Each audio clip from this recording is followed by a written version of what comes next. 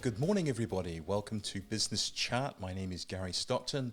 I'm with Experian Business Information Services in Costa Mesa, California. This is a North America Business Chat, so we're going to be talking about the North American domestic business.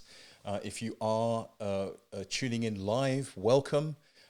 Please be sure to follow Experian's page and please comment. If you are watching live today, we would love for you to leave a comment and just say you are either hashtag Team Live. Obviously, if you pick this up on the recording, please comment. Leave us a comment down there and a thumbs up and say that you're Team Replay. So Team Live or Team Replay. Today we're going to be talking about small business fraud. Fraud is a huge worldwide problem. It's a growing problem, but we have organizations such as the Association of Certified Fraud Examiners here to really help us understand how that impacts a small business.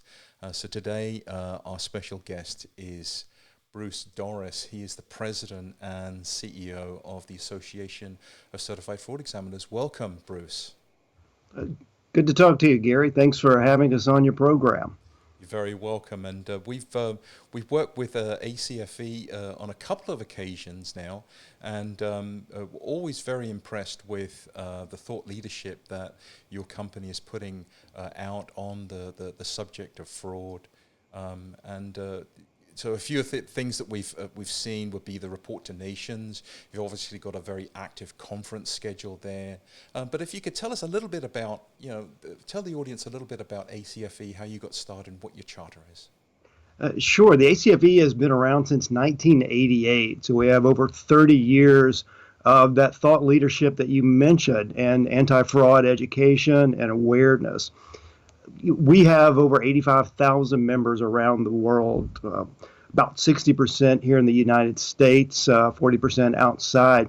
But they've dedicated their professions to ferreting out fraud within their organizations, not just from a reactive investigation point of view, but also from the prevention side as well and the deterrence. And what we have done at the ACFE is since the beginning, but in particular since the mid-90s, which you mentioned too with that report to the nations, is looking at what these fraud examiners are doing on a daily basis, the challenges that they're facing, so that we can give that information, that report, to other like-minded fraud examiners. And we use that also through benchmarking reports as well, so that you can know how well you're doing, what the challenges are that are still out there, and what's to come, because fraud is not static. Fraud continues to be a pervasive problem, even as we uncover and we try to prevent and deter more.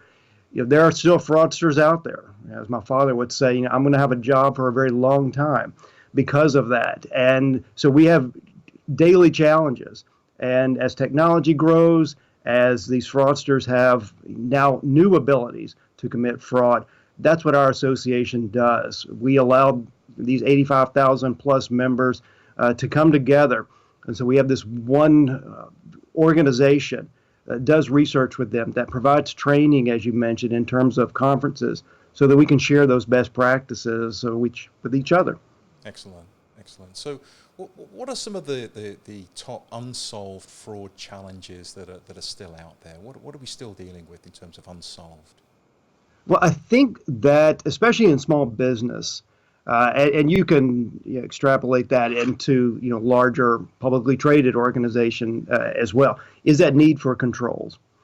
Especially when you're in a small business, you're looking at very, very limited resources. You're looking at very few personnel. And so because of that, you don't have that same segregation of duties. You don't have the ability for one person to handle one part of the business from the accounting function, and others looking at their individual parts, because it's you have to be a jack of all trades. And so, but even without just small business, large businesses as well, what we have a problem is, okay, well, we need management buy-in. We need that tone at the top. We need those leaders to take fraud seriously. Right now we are having our fraud awareness week. It started yesterday, That's right. and this is something not just within the U.S. This is around the world. We have, I think, 800 or so partners that are promoting this. And these are some of these groups have maybe a few members within the association, but they recognize that need to talk about it a lot more. And so one of the challenges that small business, and again large as well, is taking fraud seriously. And we're able to use this week um, to really give that person, who's in a small platform or perhaps have their own internal audit division within a company, the opportunity to talk about management without scaring them to death. Yeah. Because a lot of times, as you know, Gary, when someone mentions the word fraud, it's very reactive, like, oh no, what's the problem? Yeah. This is more of that proactive approach. I mean, we're looking at what we would spend in terms of having these control measures in place, because when you look at that in terms of say a 8%, 10% profit margin, I mean, when you're losing that amount due to fraud, you're going to have to gain that much more back on the revenue side to make up for that. Mm-hmm.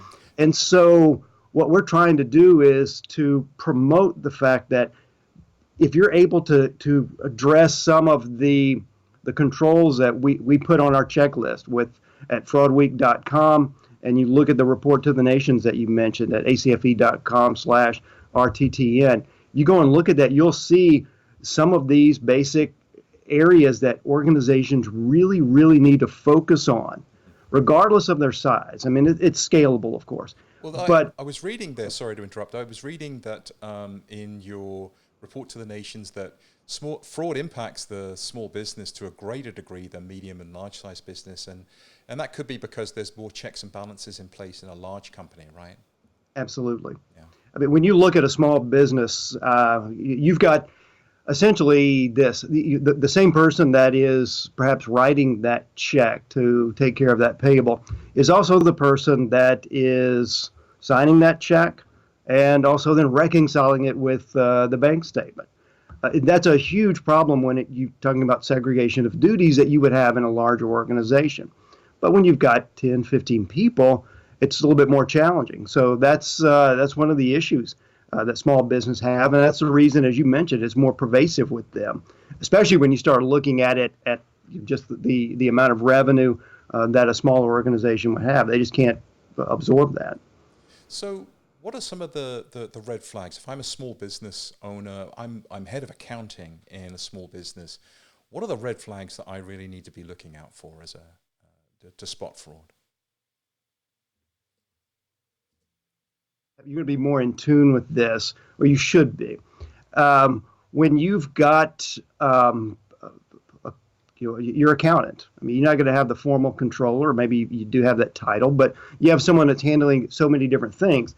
You should know what you're paying that individual, but all of a sudden they show up in a six-figure sports car. That's a red flag. We may want to start looking at how they got to that. There may be a perfectly good reason. And when we look at red flags, we don't look at them in a silo. Same thing with deception and nonverbal behaviors. Simply because I sit here with my arms closed and rather crossed in a closed position doesn't mean I'm being defensive necessarily. Could mean I'm cold. But so we have to look at those things individually. But if I'm a small business and we're fairly lean, then I want to hey, wait, when you look at some of the red flags that wheeler dealer, living beyond their means, that's some of the top red flags that the CFEs, over 2,500 who were part of that report to the nations, report. And this is small business as well as large. So these are takeaways for a lot of different organizations to start looking for this and to really have that tone at the top. I mean, when you've got the ability to just do a little bit of extra, it doesn't really require a whole lot of funding to pay attention and just being aware of what's going on within that organization. Mm-hmm. So living beyond means, I mean, that's topping out as probably one of the leading indicators. And then financial difficulties, that's an interesting one. So that's someone that's maybe not able to make car payments and then getting desperate and taking desperate measures, right?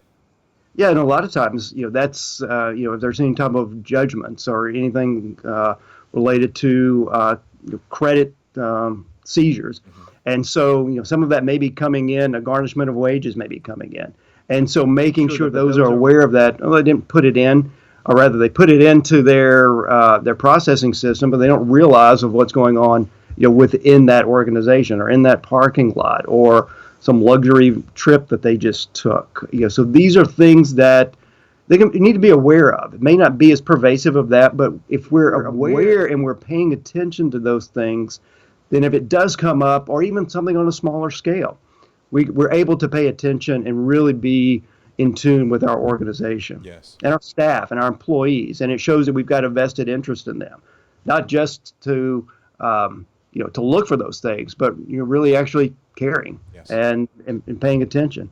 So for the audience that are watching, if you are working in accounting, or if you're working as head of finance and you work on fraud, let us know. We would be very interested in hearing if you've discovered fraud, if you've stamped out fraud, if you've eliminated fraud or reducing fraud in your business. Drop us a comment. Also, if you have comments here, we may not be able to get to all of the questions. We can see there's several hundred people logged in worldwide here, but we will most definitely be responding back in the comments. So please drop those questions for us. So, okay, so we've touched on some of the red flags, the behavioral signs, and then I'm going to put up this next graphic in terms of perpetrator's position. That's also interesting insight there, and this is from your report to the nations, right? Yes. So are you referring to the like the position of someone in more fraud? I mean, or rather that the higher the fraud amount within that, Gary? Is that what you're? Well, the one that really struck me as interesting is it was owner executive, usually close association with a vendor or customer. So collusion, things of that nature. I thought that was surprising. Absolutely. When you start looking at your employee that's only been there a couple of years, and whether this is in a smaller to medium business or a large one, I mean, it's still the same type of issue. They've yet to develop that trust and yet to develop that leadership within their position. Whereas if you've got someone that's been there 20 plus years, that's in that owner executive column that you see there, they're going to have the ability to have funding that they're in control of. That they have the ability to go in and override some of the controls that would be in place for someone that's only been there a couple of years. They have institutional knowledge of how to override some of the journal entries that would normally be created by most rank and file staff. And so when you have that opportunity, when you look at the fraud triangle, the financial pressures and the rationalization is typically going to be on that fraudster. But the opportunity and how we can lower that is really on the business, and how we can have effective controls, effective segregation of duties to even limit that management level. When we see these top-sided journal entries, when someone's coming in and overriding what someone in the accounting staff had done, there needs to be some type of exception reporting. When we start talking about technology and data analytics and having that in place, that really, really is something that, hey, wait, this person in management, they should have been doing that. Why? And that's the key, is to use this information, that data, in order to ask why. So I'm looking at your prevention checklist too, which thank you for sharing that with us.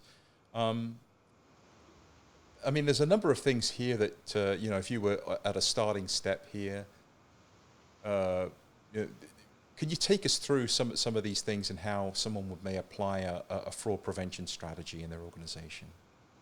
Well, the first thing that they have to really do is to, excuse me, what controls do we have in place? Because when we're looking at our organization, whether you're in what you're going to put in place, do you have a lot of inventory? Are you primarily a service-oriented business? Or what type of sales team do you have? Are they more remote? Or is everybody working within the same office complex? So a lot of those things are going to give you the indication of how much control, how many controls that you need in place. And so that's the first thing you do in terms of that prevention checklist, is to really get a good idea of, all right, what are my problem areas? And the person that says, hey, look, we're a small business, we really don't have these. No, they're on their small frauds, so they're just frauds that haven't quite reached their maturity yet. And we have to be aware of that. And so, yeah, I've seen this by example. We had a CFE that would have, they had done a local seminar. And they started talking to someone on the break, and they mentioned, oh, we don't have that in our organization. It was talking about different things and having controls, ghost employees, and things like that. And what happened, Gary, that CFE got a call about 2 or 3 weeks late. 2 or 3 days later. Say, I went back and looked, and guess what? My controller of 12 years had set up a ghost employee, fired her, reported it to the local police. So it's there. It's just trying to figure out, and that's what the advice is for, and having that training and using those who are experts, because that's what the 85,000 people are there for, whether internal, external, is to give someone that advice. If they're on the revenue side, or they're a leader within that organization, they need to be aware of what's fraud, and that's what this week is all about. But they need to leave it to the anti-fraud expert to come in and to really lay out what they need to do. They need to follow it, of course, but there's plenty of training, there's plenty of reporting out there. There's so much at acfe.com in terms of just free resources for those who aren't members to be aware of it, and the reports that you're looking at right now with those checklists. Social media and spear phishing and social attacks, where fraudsters will actually figure out who is responsible for writing the checks at an org. We're seeing a lot of those types of fraud happening, and particularly in small business, right? Oh yeah, business email compromise is something that is tremendously effective. Especially now because these fraudsters are becoming far more skilled. They're not misspelling words the way they used to. That's part of the technology side of it. It's becoming more pervasive and more. They can spearfish a little bit better by looking at and scraping information off the web and who would be in charge. Well, we get that here at the ACFE. It's in fact, I pulled Gary an email that I got this morning. I just want a new BMW, and so these things that normally would have been via snail mail before are coming. You got that one too. I won the BMW as well. It's lovely.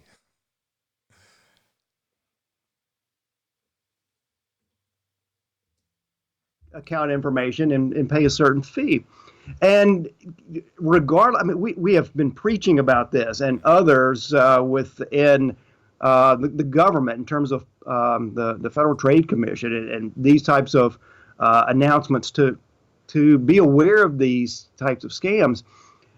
People still fall for them. And as I was mentioning with business email compromise, knowing that my name is on it within the ACFE, and they said it's coming from me, they're able to scrape my information and then find someone within the accounting department, like, hey, I need you to pay this ASAP. And if that person didn't know that my language and hadn't been trained, at least internally here, it goes to other organizations as well. I'm like, okay, well, I guess I need to do this quickly, or I need to scan in all those gift cards and send it to this person, to send it to what they thought was me. And so, that's really, really impactful. That's not just on a small business. That's still pervasive within large businesses as well, Gary. And it's a big problem. Yeah. Technology is being thrown at the fraud problem too, on big scale. I mean, at Experian, we've got a large presence there in the fighting fraud space, digitally, synthetic ID, things of that nature. Yeah. What are some of the tech trends that you're seeing for 2020 and beyond? And I think we've got some slides here to speak to as well on that. Yeah, I think, we have, with multi-factor authentication, really taken some really strong steps. I mean, as we were mentioning with the business email compromise, it's still an issue. But I think going forward, one of the training sessions that we have at the ACFE, or we work with a number of organizations, is data analytics. And if you go back to, I'm trying to think, I'd say about 2010, we would have maybe our one or two breakout session conference on data analytics. So you go back 10 years ago. Now we have entire tracks and workshops in this, because that, in terms of proactive data analytics and those types of controls that an organization has, that's where they're getting the biggest bang for their buck.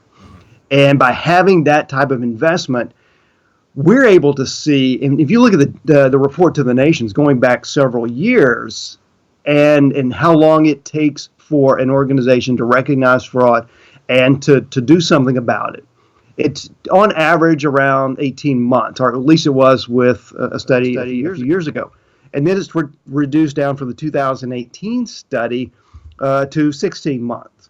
And we'll release that data at acfe.com/RTTN in about 3 or 4 months. Oh, good. And I'm anxious to see what that number is, and if we're able to show some reduction in that, Gary. Is it going to go down even further? And a lot of that is going to stem from that information in that same report, where organizations are saying proactive data analytics and that monitoring are what making the difference. Yeah. We're able to get in on top of these things a lot faster.